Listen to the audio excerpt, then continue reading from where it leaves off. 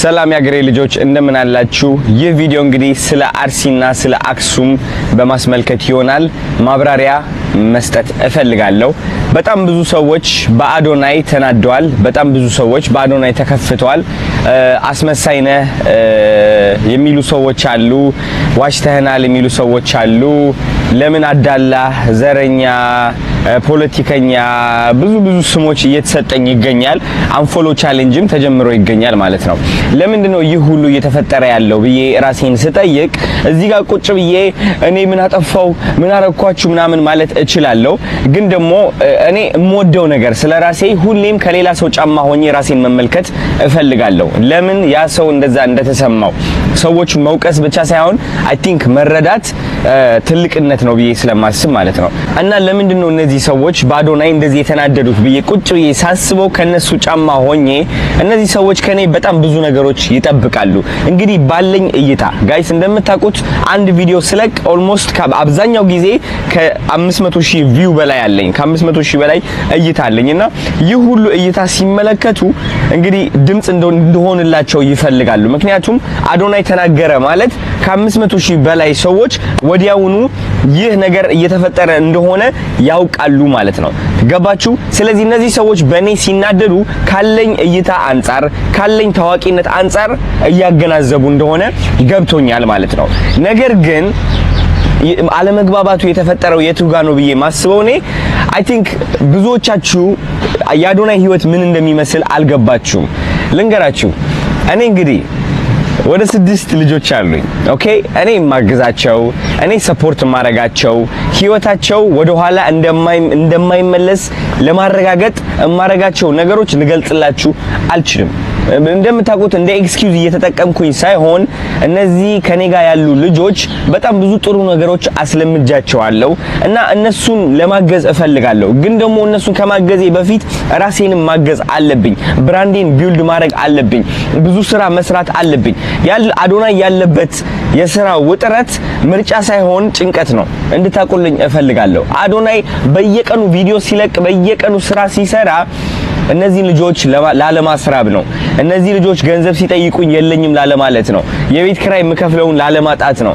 ተረዳችሁኝ? ህይወቴን ለማቃናት እየሞከርኩ ያለው ሰው ነኝ።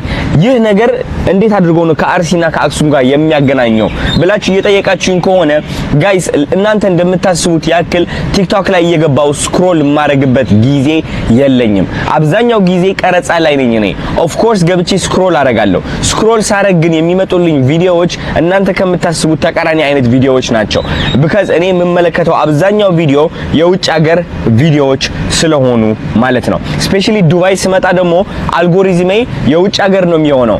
አብዛኛው ቪዲዮዎቼ ባሳያችሁ ማስታወቂያዎች ናቸው። የአረብ ማስታወቂያዎች ነው የምላችሁ። እውነቴን ነው የምላችሁና ስለ አርሲ የሰማሁትም ቲክቶክ ላይቭ ገብቼ ላይቭ ላይ ገብተው አርሲ እያሉኝ ብዙ ሰዎች ምንድነው እየተፈጠረ ያለው ሰምቼ ነበር አርሲ ሲባል።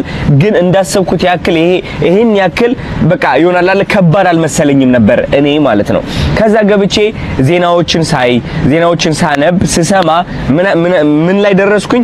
ኦኬ የነገር መሰማት ስላለበት ቪዲዮ መስራት አለብኝ የሚል ሐሳብ መጣ።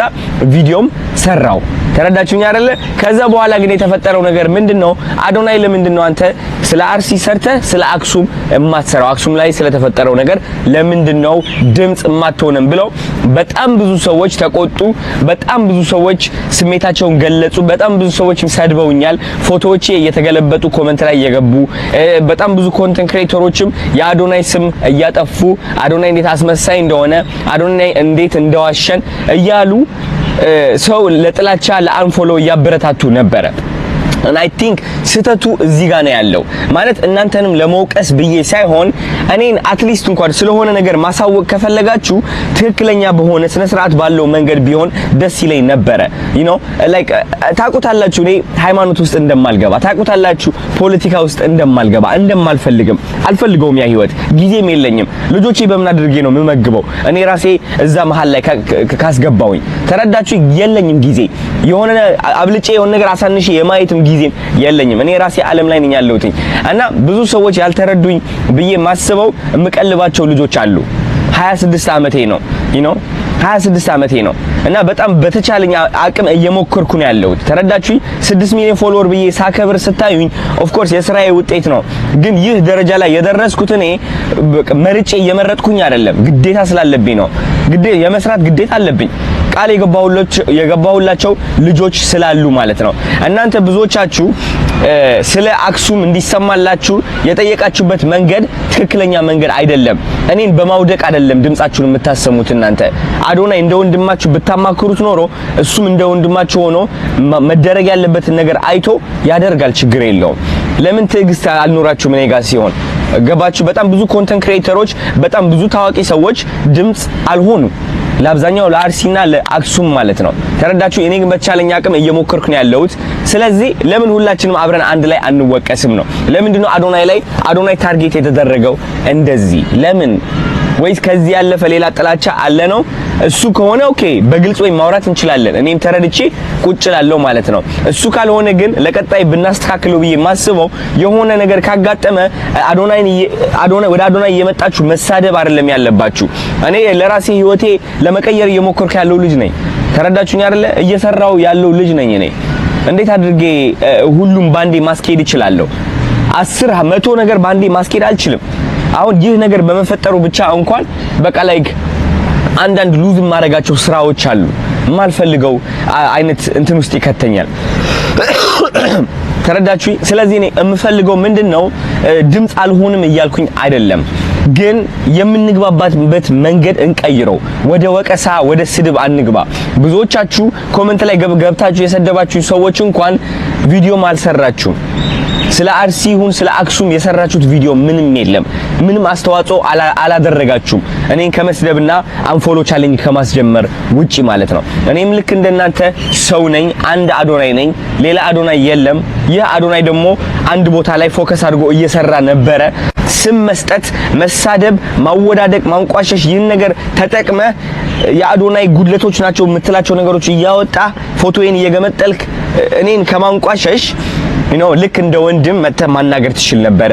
እኔን ነው ይህ ነው ትንሽ እኔ ውስጤ የደበረኝ ማለት ነው እንጂ አክሱም ላይ ስለተፈጠረው ነገር፣ አርሲ ላይ ስለተፈጠረው ነገር ድምጽ ለመሆን ዝግጁ ነኝ እኔ ሁሌም ዝግጁ ነኝ እኔ። ትክክል ያልሆነ ነገር ካለ ለመናገር ዝግጁ ነኝ እኔ። ግን እወቁልኝ፣ አንድ አዶናይ ነኝ፣ አንድ ሰው ነኝ እኔ።